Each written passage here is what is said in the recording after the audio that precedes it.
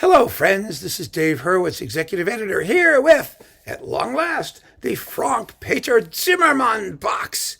Yay! We got what? Oh, a whole bunch of CDs here, 30 of them. Ooh, baby, 30 CDs of really first-rate music making. I think Frank Peter Zimmermann is one of the greats currently with us. He is a member of that German school, such as it is. I like these pianists. I mean, starting with like Wolfgang Schneiderhan and moving up, you've got Christian Tetzlaff, and you've got this guy, and they're really, really lovely pianists. They are as a group. What's the word? Smart? Not goobers. I mean, they play with refined tone, impeccable taste, real intelligence, and Zimmermann is like that. And this is his complete Warner box. Now the Warner box is mostly standard stuff. Zimmermann has very, very wide tastes, and a lot of his more interesting recent work has been for bass, where you get the Shostakovich concertos, and you get the Martinu concertos, and you get the Hindemith concertos, and he's doing a Beethoven sonata cycle with Martin Helmchen, I think. I mean, really, really fine stuff. But you also have some very interesting things in here on these 30 discs. So let's go through this and see what we get. For the most part, as I have said, it is the usual culprits, the violinistic standard rep, because that's what major labels make you do. They're not interested in the more curious explanations that you may have. Okay, but we have a work list, an index of works, and then we have the individual discs. So we're going to have to pull this out and do the individual discs. This is, oh my goodness, he's so cute. He's a baby. These are original covers. Look at that. Oh, isn't that adorable? I mean, look at that. Okay. Maybe it's less adorable. I don't know. But, we're all cuter when we're young, aren't we? Seriously. As we get older, we get grumpy and wrinkled and, scrunched up. But we're smarter. So he began with the Mozart concertos back when he was 3 or however old he was, 1984. Oh, my goodness. Okay. Mozart Piano Concertos 3 and 5 with the Württembergisches Kammerorchester Heilbronn under Jörg Ferber. And these are all really good. I don't think there's a bad disc in here. I really don't. I mean, I had these things as they came out. I've listened to them again for a while in this box. I dipped in and played around, that kind of stuff. And I've been so consistently impressed with how wonderful he is. Paganini Caprices. Oh, I don't care about the Paganini Caprices, except for the last one, which has the tune that everybody used. Others care. I mean, the big one is like Michael Rabin, and we all know Paganini Caprices, you have to do them. But these do establish his virtuoso bona fides. So, if you care about the Paganini Caprices, knock yourself out. Ugh. Okay. Beethoven, the Triple Concerto with Robert Cohen, Wolfgang Mons, the English Chamber Orchestra under Jukka-Pekka Saraste from 1985. My God, Saraste must have been 6 when they made this. It's just amazing. This is a fresh, lively, enjoyable performance of a work that, most people don't care about. I know some of you have said, yes, that's your favorite in the world and you love it. Okay, there are some. But in general, not Beethoven's greatest concerto, but this is a wonderful, collaborative, collegial effort, beautifully played, and it's just fine. It's absolutely fine, especially the first movement, which is unusually perky. And, oh, God, this work needs all the perk you can give it. Okay, next, Mendelssohn's violin concertos, 2 of them, the famous one in E minor and the less famous one in D minor. Now, when this was made, no one knew that earlier one. This was also 1985. It's with Gerd Albrecht and the Berlin Radio Symphony Orchestra. And the D minor concerto, the earlier one, is really a lovely work. I mean, it isn't the E minor. It's not the big one. It's clearly not the big one. But it's really a fine piece. And this is a fine performance of it. So that's nice. Was the picture of him, too? Was he still 12 here? No, he's getting older. There we go. He's getting a little older. So that's nice. And now we have more Mozart violin concertos. Yes, he finishes up the Mozarts here. Here we've got 1 and 4. with the same crew. And this one is number 2, along with the shorter works, the 2 rondos and the adagio for violin and orchestra. Now we've got all the Mozarts as of 1987, and lovely they are. Absolutely lovely. Then we've got Mozart violin sonatas, 2 discs of them. Holy cow. With Alexander Longquich. And you get some Mozart violin sonatas. It's actually lovely to have these because people don't really care very much about the Mozart violin sonatas. And the ones here from the Kerschel 300s, in the 300s, yes, they're all the 300s, 400s, and the A major, the big A major is Kerschel 526. Those are major works. They really are, and very, very beautiful and extensive works. And it's great to have them. It really is. Now, of course, they've been done to death by all kinds of people, and Perlman did them with Barenboim and whatnot. We see, some of the other hotshot violinists got into them. But this was just the kind of thing for a violinist of taste and discernment and unfailing intonation and beautiful technique. And they're just lovely. And youth too, freshness. That's you can't quantify freshness in a performance, but these have it, and that's a great thing. That sense of the music never being stale or never bogging down, always moving, always lyrical, and lovely. Okay, the Tchaikovsky Violin Concerto and Prokofiev 1 with the Berlin Phil and Lauren Moselle. Here they are. Yes, another classic version, 1987. Boy, he was doing a lot. You look at the dates of these things and you see what was going on with the major labels in the 80s. They were just recording and recording and recording. And sometimes they did wonderful things, and half the time they didn't even know it because, EMI, who was recording this stuff, they had Perlman, they had, all these big-name violinist people, and they weren't promoting these guys. They weren't promoting it at all. Are there better versions of the Tchaikovsky? Well, probably, in terms of, violinists who we tend to favor. You've got Oistrakh, so. But you can't dismiss this stuff because the quality of playing is so high and the standard is so high, and he maintains it all the way through. And, one of the problems with going back to these retrospective boxes is that, you tell people, okay, get it, it's wonderful, and it is wonderful. And there's all kinds of stuff in here, but yeah, there's so many that are wonderful. It's really kind of mind-boggling what they were doing back then and what we got. Oh, finally, yes, the Beethoven Violin Concerto with Jeffrey Tate. Yeah, good old Jeffrey Tate. And the 2 romances. Beautiful performance, lovely, sincere, honest performance of such a lovely, lyrical, beautiful work. It's gorgeous. It's really gorgeous. It's a traditional performance. There's nothing bizarre about it. He doesn't, go nuts with the cadenzas. He doesn't tell us which cadenzas. He does the Chrysler cadenzas, pardon me. He doesn't do anything like grotesque. And it's just really sincere, lovely, heartfelt music making. And Tate's a wonderful accompanist.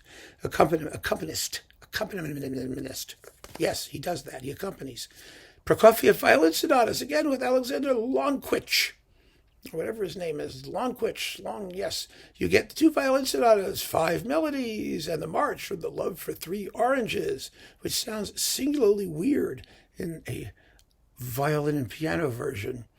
Yeah,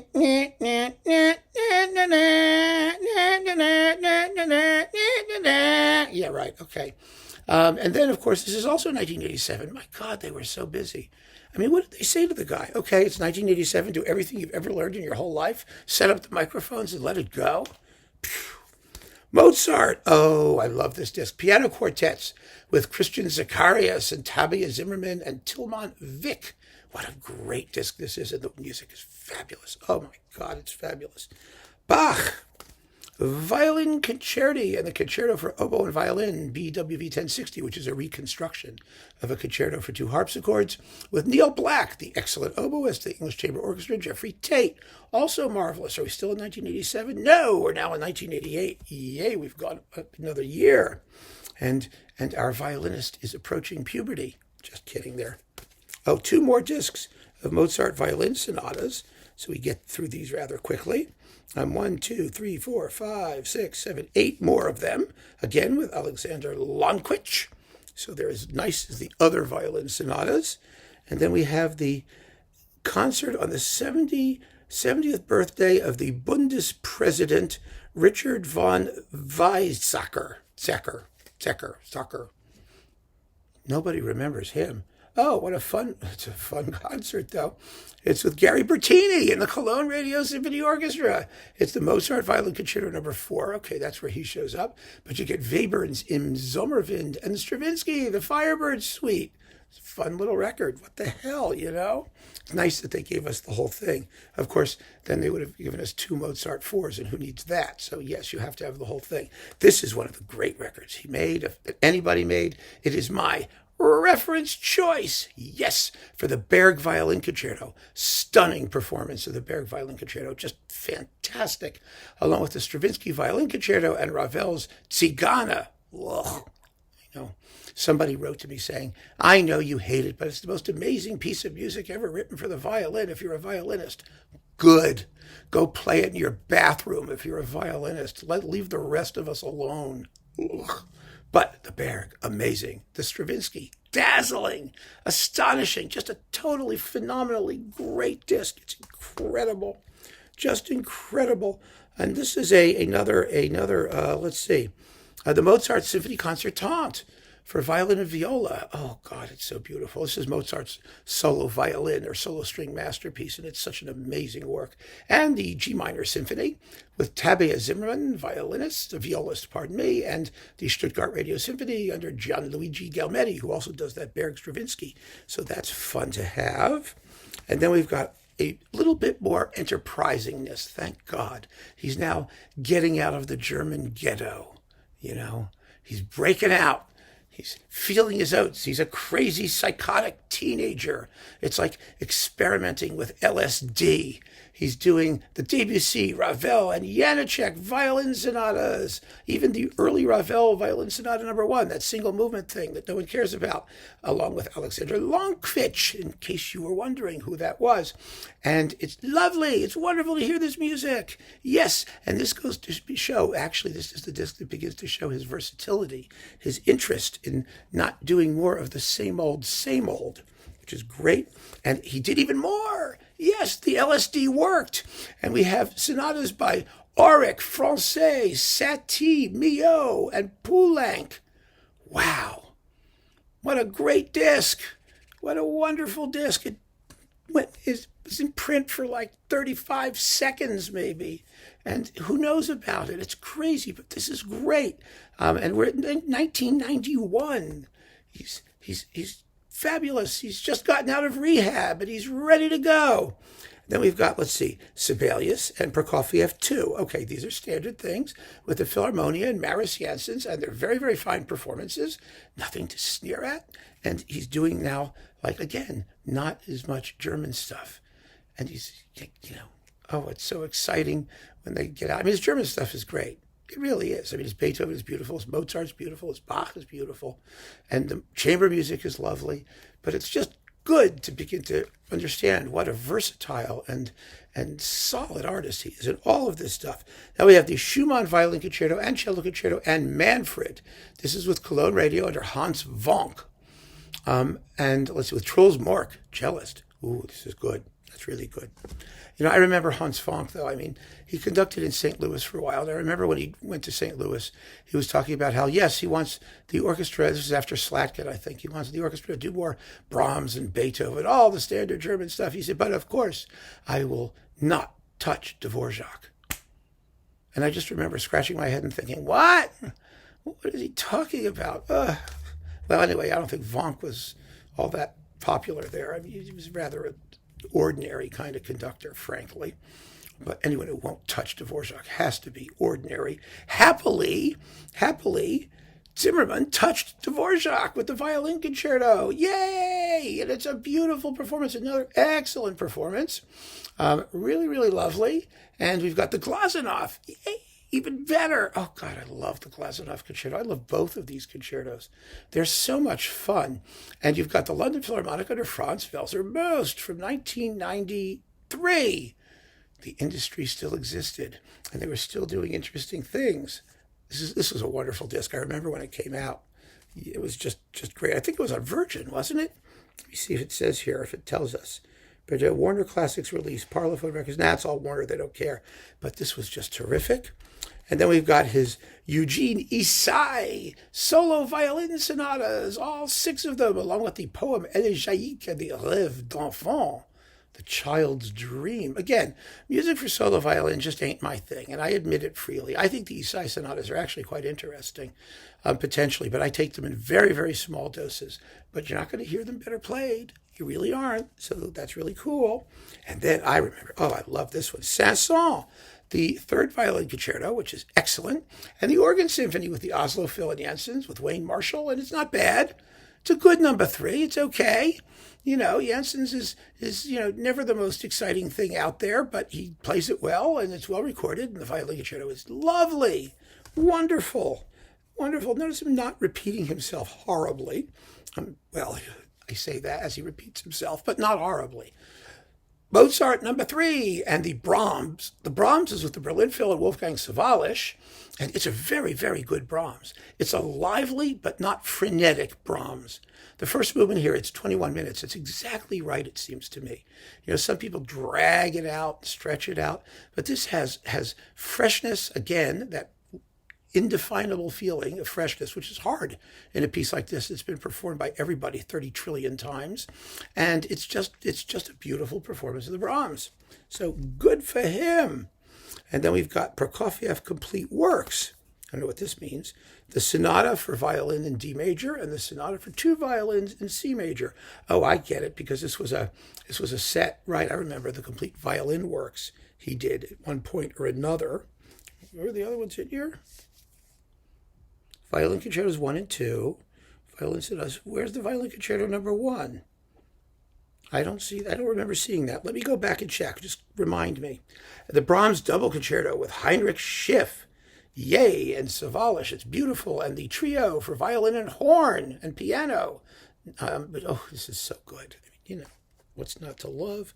And we have Maris Jansen's again. This was that wonderful Court Viol disc, Symphony number 2, the Concerto for Violin and Winds, and the suite from the Rise and Fall of the City of Mahagoni. This is a great Court Viol disc, and it just happens to have Frank Peter Zimmermann along for the ride. And then the Ligeti disc, Ligeti, Spaghetti, Ligeti, whatever his name is. You get his cello concerto and his violin concerto and Clocks and Clouds for 12 female voices with pipes, drums, and fiddles, 7 Hungarian songs. And this is with like a whole bunch of different people, and it's really great. And it's great that he ends with Ligeti, because of course he was about to record other contemporary things, more contemporary on BIS. So there you go, 30 really first-rate discs. Let me just see where Prokofiev first was, because we have the violin sonatas and we have the solo things, and I wonder if they left it out because they're stupid. You never know. No, there it is. It's on CD number 9. Let me just make sure we're all in the same place. CD number, did I skip number 9? Wait a minute.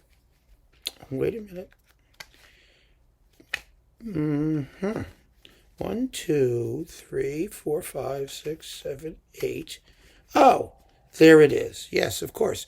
It was with Tchaikovsky. I did do it. And Prokofiev won. Whew, thank goodness.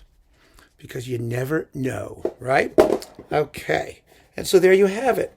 30 fantastic discs, which I'm putting away here, especially CD number 9, of Frank Peter Zimmermann, a first-class artist, a first-class violinist. He deserves a box. He deserves to be heard. Those of you who didn't pay attention to him because you are busy following violinists with bigger names or who had more promotion here in the non-German part of the world, you really missed something. Great stuff. So keep on listening, friends. Thanks for joining me. Take care.